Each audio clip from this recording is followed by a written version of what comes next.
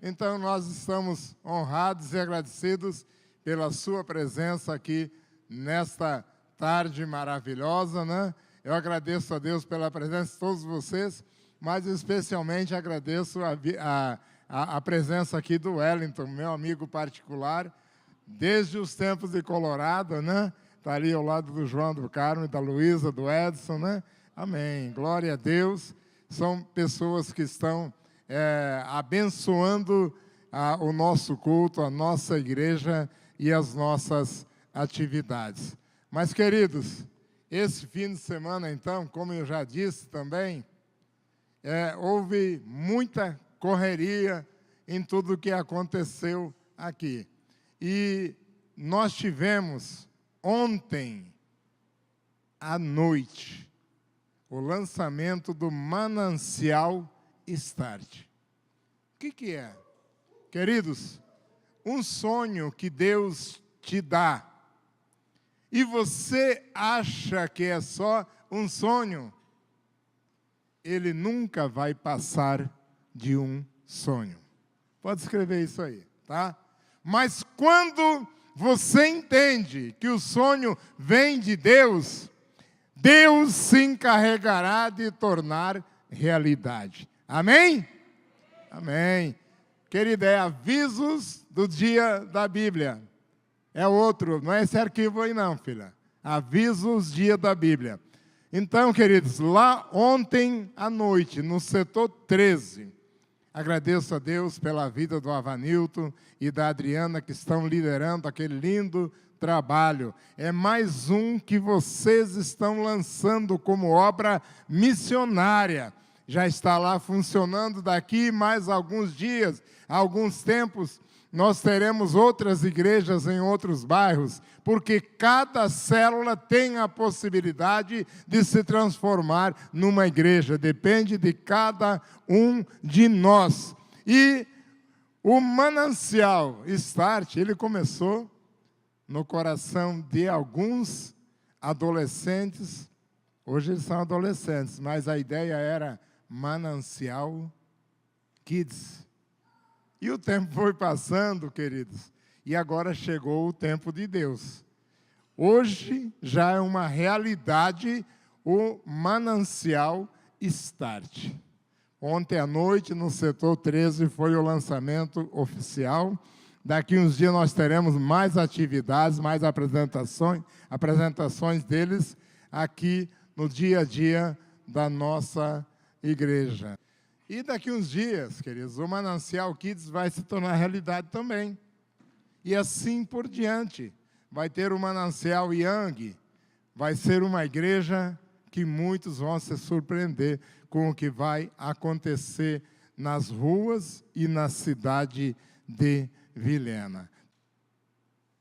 Quem gosta de ler? Não é obrigado, não. Pois bem, eu conheço duas pessoas que gostam muito de ler. Tá? A Rebeca está aqui, ó. Você quer dar um presente que alegra o coração dela, não precisa dar um iPhone, nada disso, ela não quer. Ela quer um livro para ler, tá bem? Quando passava em frente à livraria, ela está muito triste porque a Saraiva pediu concordata, etc. Mas ela gosta muito de ler. E a mãe dela, são duas pessoas que eu conheço e que leem muitos livros. Pois bem, queridos, eu estou falando agora é desse livro aqui, a Bíblia Sagrada.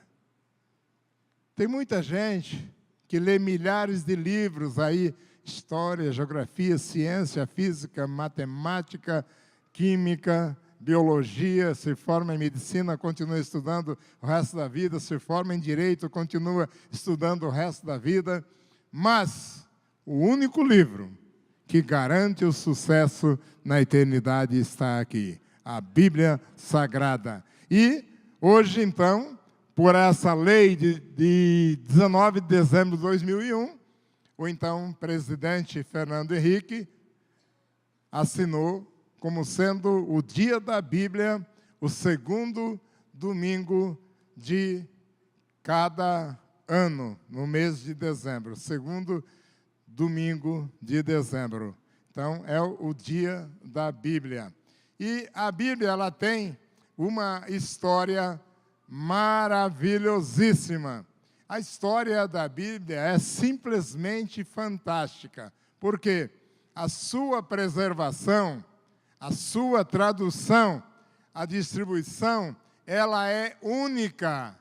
Não existe nenhum outro livro que possa ser comparado à Bíblia Sagrada. O interessante é que durante muito tempo a ciência procurou denegrir a imagem da Bíblia, querendo refutar os fatos que nela estão escritos. Mas, ultimamente, as novas descobertas só estão vindo para confirmar que a Bíblia é verdadeira e a história que nela está narrada é real e verdadeira. Então, não importa a formação religiosa dessa ou daquela pessoa, mas tudo vai concluir, vai consumar o fato de que a Bíblia é real e verdadeira e não há outro livro igual. Bíblia, o que é Bíblia?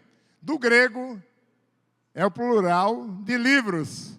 E no nosso conhecimento, biblioteca. Quando você quer procurar alguns livros, você vai lá na biblioteca, nós temos uma aqui pertinho, no Jardim Eldorado, você vai lá, procura o livro para você ler. Mas a Bíblia, ela foi confeccionada inicialmente em papiro lá do Egito. Então, papiro egípcio, e a começar pelo Pentateuco, os 5 primeiros livros da Bíblia, que foram escritos por Moisés. Moisés, com tudo o que ele passou, a luta dele para a travessia naquele deserto, ele ainda escreveu a Bíblia. Então, a Bíblia não é só uma coleção de textos religiosos que são importantes, são sagrados para nós cristãos e também para o mundo, mas ela narra historicamente o motivo da existência do homem aqui na terra. O porquê que eu estou aqui? A Bíblia responde, tá? E ela é divinamente inspirada, não sendo apenas importante documento doutrinário, mas também é uma referência para a prática de vida para todos os homens. E ela foi escrita por 40 autores, e o prazo que durou a sua escrita, aproximadamente 1.500 anos. É o livro mais impresso e mais lido do mundo inteiro em todos os tempos. O apóstolo Paulo afirma na segunda carta a Timóteo 3,16, toda Escritura é inspirada por Deus e útil para o ensino, para a repreensão, para a correção, para a instrução na justiça. Para quê? Para que o homem de Deus, você e eu, nós, homens, mulheres, crianças, idosos, todos nós, para que sejamos aptos, plenamente preparados para toda a boa obra. Amém? Amém. A Bíblia, Antigo Testamento, é composta por 39 livros.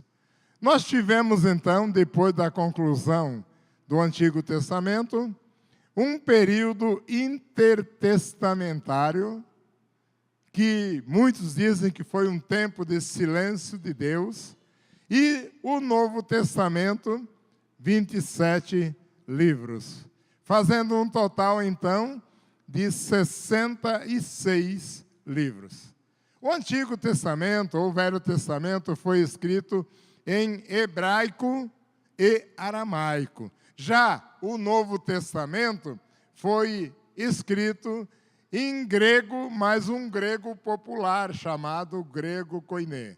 Tá bem? E a Bíblia, hoje, nos dias de hoje, queridos, ela já está traduzida para 2.454 línguas e dialetos. 2.454 dialetos. Vamos aqui passar lá para a figura. Olha, ó. Essa figura é a figura de quando Gutenberg imprimiu o primeiro livro que ele usou quando ele inventou os tipos móveis. A gráfica foi a Bíblia Sagrada, foi impressa em 1455. E mais, a Bíblia, ela é a palavra de Deus. Quero fazer uma pergunta para a igreja. A Bíblia contém a palavra de Deus, sim ou não? Sim, contém. Mas ela é a palavra de Deus. A Bíblia contém a palavra do homem? Agora ficou em dúvida, né? Contém. Tem muitos homens falando na Bíblia. E agora vem a terceira pergunta. A Bíblia contém a palavra do diabo, sim ou não? Sim. O diabo fala também em muitas passagens. A começar lá no Éden. Está escrito na Bíblia a fala do diabo. Mas ela é toda a palavra de Deus. Interessante uma coisa. A Bíblia também, ela relata o pecado de muitos homens e de muitas mulheres. Por quê? Deus quis mostrar para nós que aqueles homens que nós julgamos heróis da fé não eram perfeitos, eram passíveis de pecar como qualquer um de nós. Mas foram homens que se arrependeram do seu pecado e mudaram a sua trajetória de vida. Assim, então, muitos de nós pensam, mas por que Deus deixou escrever essa passagem que fala assim tão pesadamente daquele ou desse herói da fé? Não, Deus deixou para que nós entendêssemos que nenhum homem, nenhuma mulher é perfeito. E é interessante também que nós gostaríamos de não pecar, mas pelo fato de nós sermos herança, gerações que vieram de Adão e Eva, homem e mulher pecadores, nós também o somos. Quando não haviam ainda pecado, eles sim eram perfeitos. Adão e Eva, tá bem? E vamos ver alguns fatos interessantes. No ano 167 da nossa era, aliás, antes de Cristo, 167 antes de Cristo, Cristo não havia nascido ainda. O rei Antíoco Epifânio queria obrigar os judeus a se converterem para a religião grega. Então ele quis obrigar. Ele mandou destruir, rasgar e queimar todas as cópias do texto bíblico das Escrituras Sagradas do Velho Testamento. Você vê como o inimigo, durante todo o período da história, sempre procurou confrontar Deus e destruir a obra de Deus. E hoje não é diferente. Ele continua a agir para prejudicar aqueles que servem ao Senhor.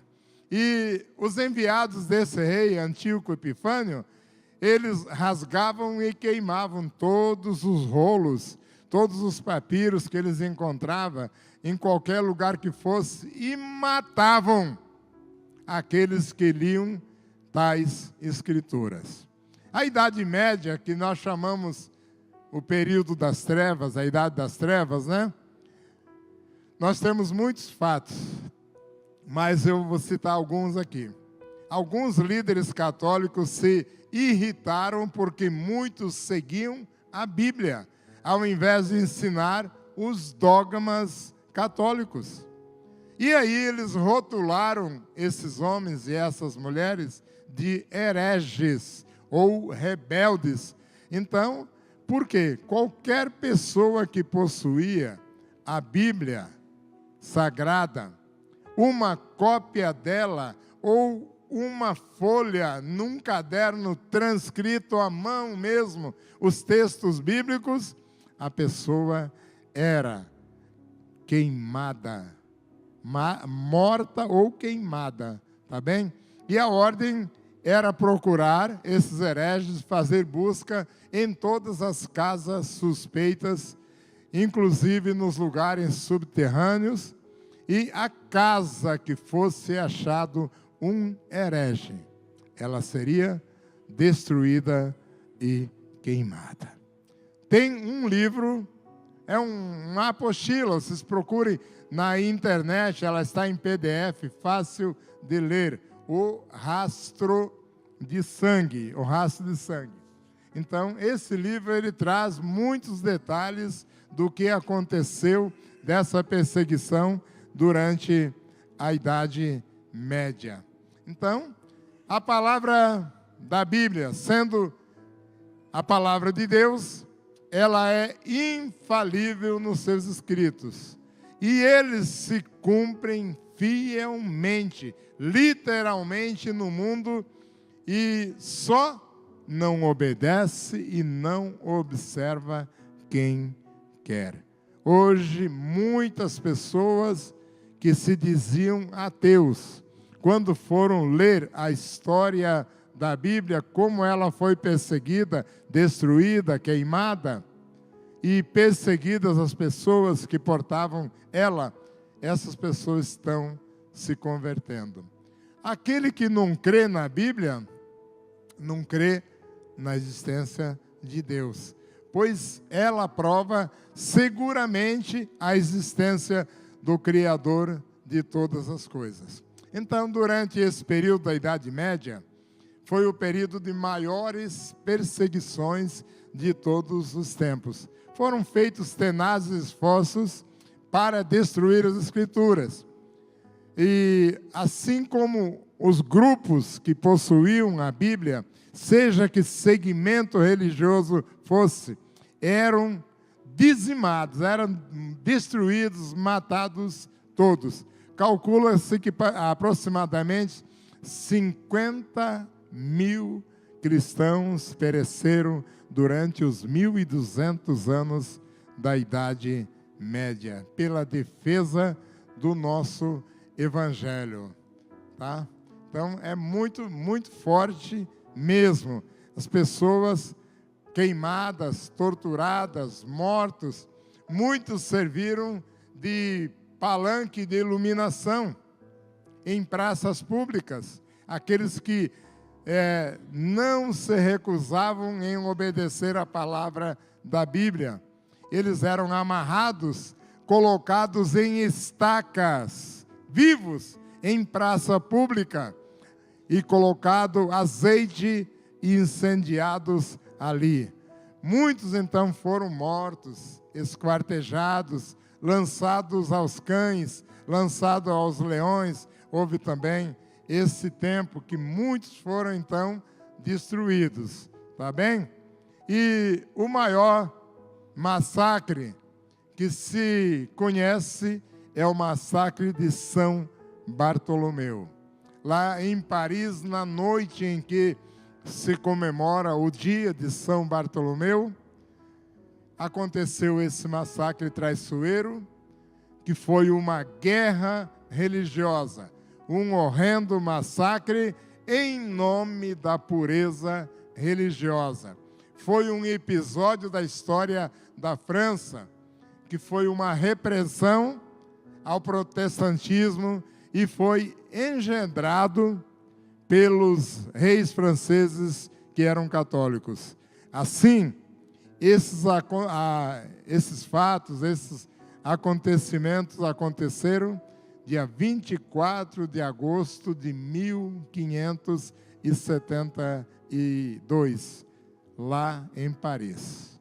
Naquela noite, queridos, eles fecharam todas as portas da cidade para que ninguém saísse. E quando o sino das capelas tocaram, o que se seguiu foram cenas de horror indescritíveis. Um exemplo de brutalidade sem paralelos na história. Os cristãos, então, foram surpreendidos em suas casas, em suas camas, homens, mulheres, crianças, e morreram a golpes de faca, de espada, de tiros, de foice, de machado. Calcula-se que só nesse evento foram mortos 10.000 pessoas. É muita coisa, queridos, é muita coisa mesmo. E a Bíblia, ela continua sendo proibida. Ela é proibida na Coreia do Norte, na China, Uzbequistão, Afeganistão, Somália, Iêmen, Laos e outros lugares. Queridos, a perseguição da Bíblia, a Bíblia, ela não terminou. Não pensem vocês que hoje vivemos um tempo de paz. Aparentemente, sim, mas no mundo inteiro ainda existe muita gente morrendo pela defesa dos textos bíblicos. Mais de 215 milhões de cristãos no mundo enfrentam algum tipo de oposição como resultado da sua identificação com Cristo e da sua obediência à palavra de Deus. E quando é que acontece essa perseguição religiosa? Quando não se tem direito à liberdade religiosa garantida.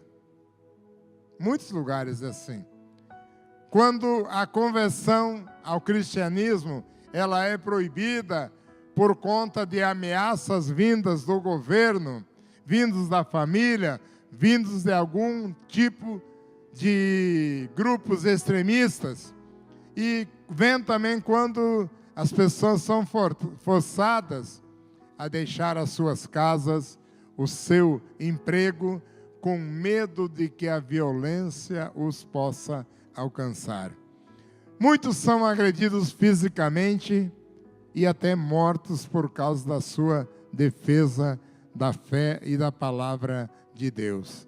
São presos, são interrogados, como nós tivemos na Turquia, o pastor missionário Andrews, e ele vai estar o ano que vem na conferência, na Convenção Batista Nacional em Foz do Iguaçu, no fim de julho. Quem quiser participar, participe, que é livre.